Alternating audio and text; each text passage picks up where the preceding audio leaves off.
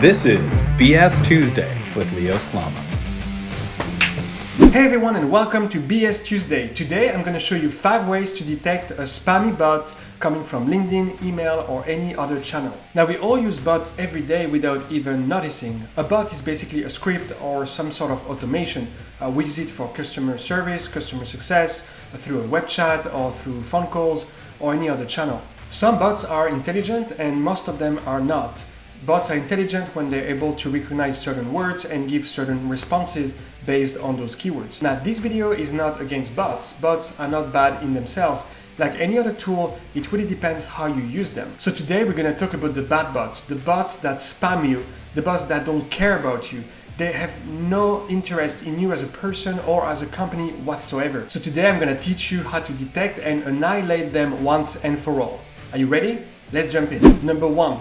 A very generic message. If you receive a message through email, LinkedIn message, like hey there or hey, and everything is generic in the message, nothing specific about your name, your company, your industry, it is probably a bot. Now it's possible that it's a copy paste. Now if the person did copy paste instead of using a bot, they are double down. But don't use a bot anyway, it's bad. So in this example, Nina, I don't know her, sends me an email. Hey, your website design is absolutely brilliant. Oh, thank you so much. Which website though? What are you talking about? The visuals really enhance your message and the content compels action. What visuals? What message? What content? I've forwarded it to a few of my contacts who I think could benefit from your services. What contacts? What services? What are you talking about? It's totally generic. Everything is generic. And then she says, that being said, when I was looking at your site though, I noticed a mistake that may be negatively impacting your SEO, blah, blah, blah. So she's basically trying to create value. The problem is that she's super generic. Like you cannot create value for someone if you are super generic. So don't fake create value for people. It just doesn't work. Another example I really like about the generic message is this one. Hope this message finds you, your team and your business doing great. Okay, why don't you add my family, my dog, my cat, and the entire world actually? Why not? Like, everyone should be doing great. Like, there's nothing more generic than that. A couple days ago, I reached out via LinkedIn with a connection request since I found your profile really inspiring and we have some common connections. Wow, so original. I'm truly passionate about connecting with interesting and like-minded people. I'm gonna cry, this is emotional. I love to share ideas and learnings, especially in these challenging, uncertain times. Like, everything is so generic. It's like, it's not even a copy paste. It's like, there's nothing specific about me, my team, my industry, like nothing. It's horrible. It smells like spam. Like it's one of the worst emails I've ever received. So, Michaela, don't do that again. Number 2, the dot. So there are a ton of tools and software that can recognize the first name or last name or any other attribute like your industry or the company you work at automatically. And what they do is they take this information and re-inject it into the body of a message as a dynamic content. We call it also merge tag. So it's like, hey, Leo, I see you're working in tech, etc. So to detect if you receive a message from a bot or not, I have just a solution for you. If you look at my LinkedIn profile, you're gonna notice that my name is not Leo Slama. It's .Leo Slama. Now I'm using a symbol that's not actually the dot you put at the end of a sentence. It's a dot that comes from ancient Greek, like everybody knows ancient Greek, obviously. And I put it right in front of my first name. So when a bot detects my first name, it automatically uses the dot or the dot and my first name. And if a human being is genuinely writing the message, then they understand that my name is not dot, it's not this little symbol here, but it's Leo. What's interesting as well is that there are a ton of lists of contacts on the internet that people are scrapping and buying with like your first name, last name, email, etc. And usually these lists are generated from LinkedIn itself. So that's interesting because then your first name with the little symbol you're gonna put in front of it is going to spread on the internet and to all the spammers that are trying to spam you. They don't check the list, they don't check the message that they're sending, so you do receive crazy messages like this one. So here is Debbie. She says, hello Dot, I'm about to start a brand new program. Okay, cool, thank you. My name is not Dot. Or this one by email from Johan. Hi Leo, I wanted to follow up on my email I sent a few days ago. Oh, I like this one. Hi dot exclamation point. Would you be opposed to learning more about, like, my name is not dot, thank you. This one is cool, from Kevin. Dot. Seeing that we have similar backgrounds, I was wondering if we might connect. And here we have Joey back with Hey Dot. I totally understand if this is off the table right now. Happy to leave you alone for at least half a year. Oh, thank you so much. Yeah, I really appreciate that. So what you have to understand about bots, it's not just a one-time thing. There are tools and software that it's just like an entire script, and it's an entire chain of messages that they send every 2 days, every 6 days, 6 months later. Like, you can program that, obviously. But that's really, really bad here because Joey is a bot. It's not a real person. I mean, Joey is a real person, but like, he's using a bot and he's really not authentic here. There's a lack of authenticity. You can even see it in his message. Another one on LinkedIn, Alexia. Leo saw you in the SaaS group. We're giving away our strategy to book demos for absolutely free. Wow, that's awesome. Reese, still on LinkedIn. He uses a little emoji here, pretty cool. Hey, Leo. I'm Reese. I currently, no, that's a bot.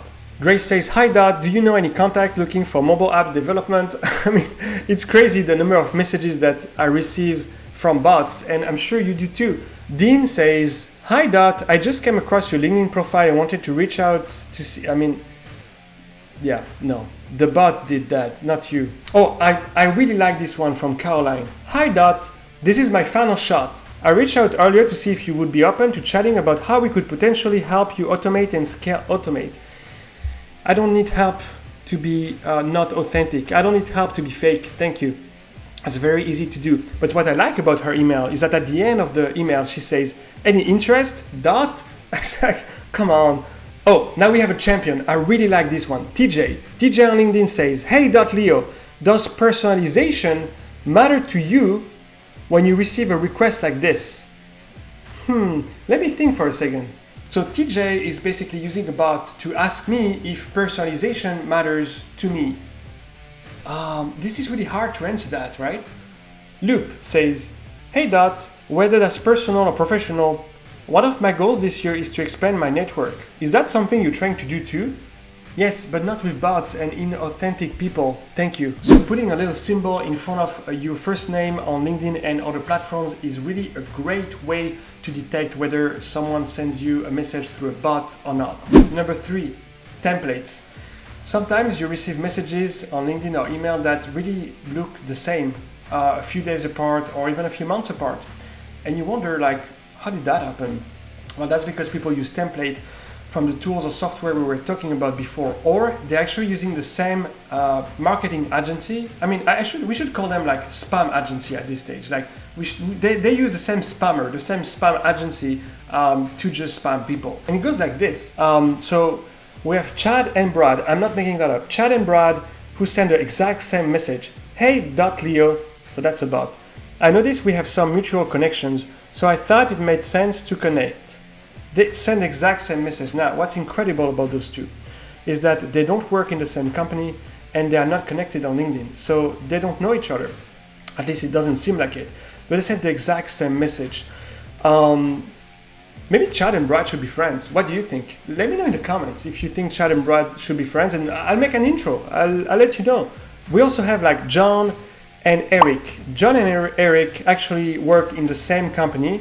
They're using the same spammer or same tool, and obviously the same template.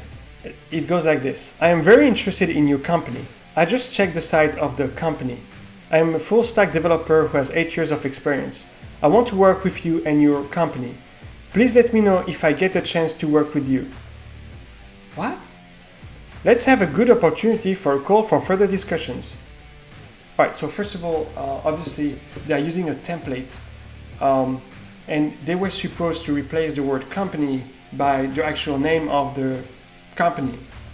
And also the sentence, please let me know if I get a chance to work with you. I'm pretty sure that's not a question you can ask, or at least not like that. This is really weird. Please let me know if I get a chance to work with you. I don't understand this sentence. It's weird. So congrats, John and Eric, for using the exact same template and not even bothering editing the templates. Like, come on guys, a little effort maybe. Number 4, nonsense. That's actually my favorite here, and we have some champions. Nonsense is when the message has been composed and recomposed so many times that the sentence or the words together don't make any sense anymore. So basically the person in charge of the bot or in charge of spamming people did not proofread the copy and is just sending a ton of spam at scale. And it goes like this. Hello Leo, I invite you to be a part of my network, and would you like to scale up your business while having a great life?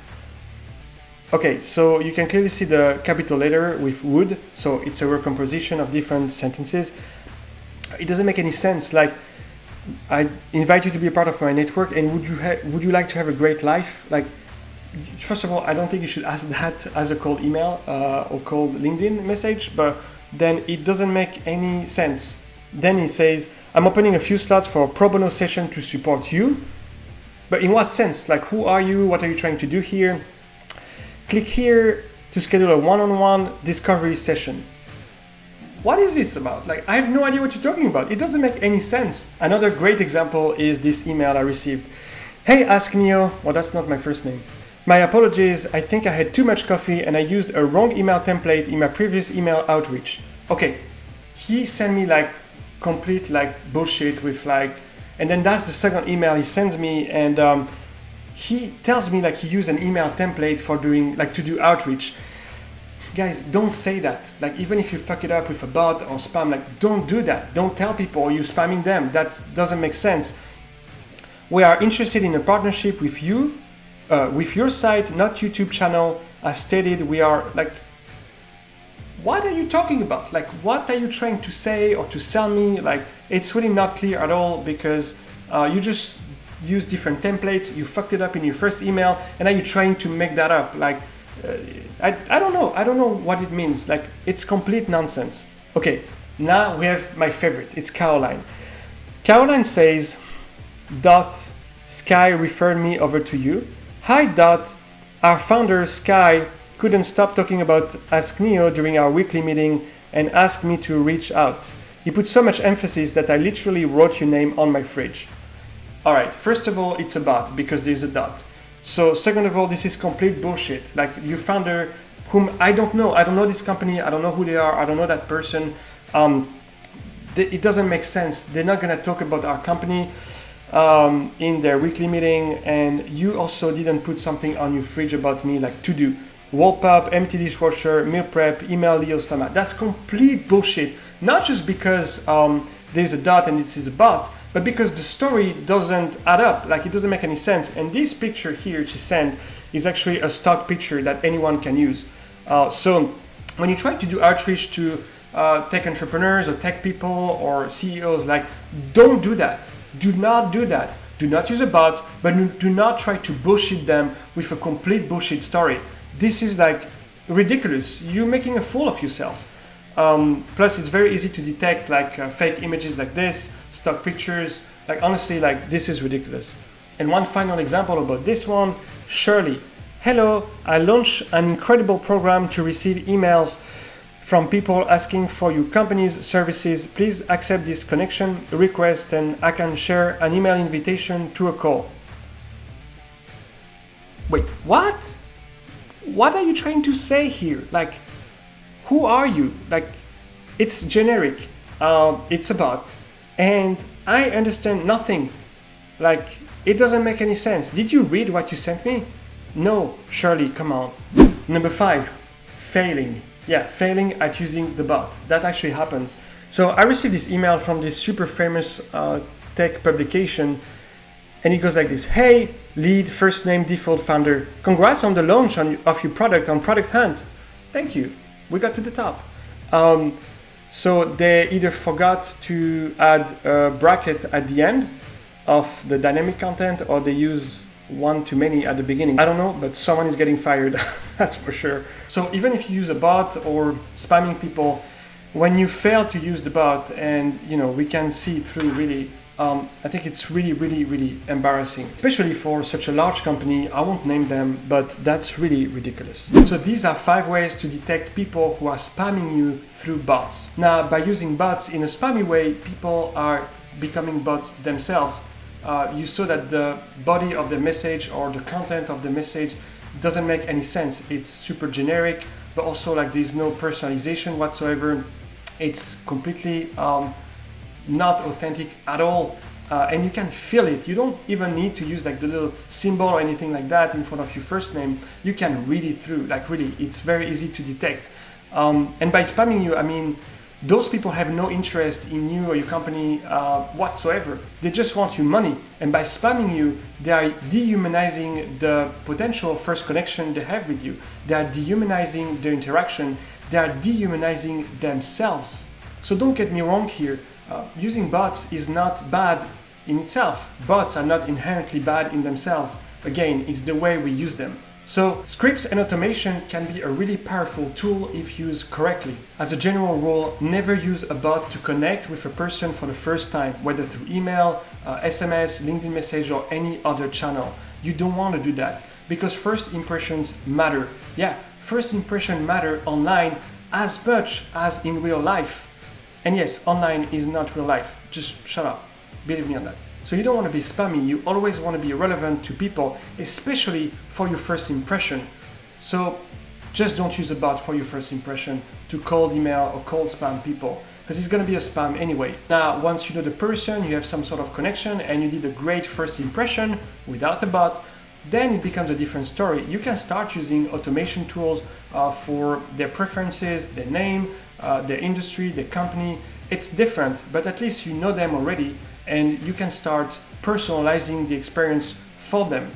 And that's exactly why we built Ask Neo. With Ask Neo, you can use powerful tools to segment your audience and use dynamic content to be super relevant and personalized at scale without spamming people or losing their trust. You have to ask people if they're okay receiving SMS messaging from you anyway, so you already made a first impression at this stage. With Ask Neo, you can connect one-on-one and in groups in the most authentic and relevant way using texting and automation. I'll do another BS Tuesday soon to show you how I respond to those bots and spammers. For now, don't forget to like, share, and subscribe, and let me know in the comments if you think Chad and Brad should be friends. I'll do an intro between them, and I'll let you know how it goes. I highly encourage you to put a little symbol in front of your first name on LinkedIn and other platforms, and let me know how it goes in the comments for you. Till then, keep it real.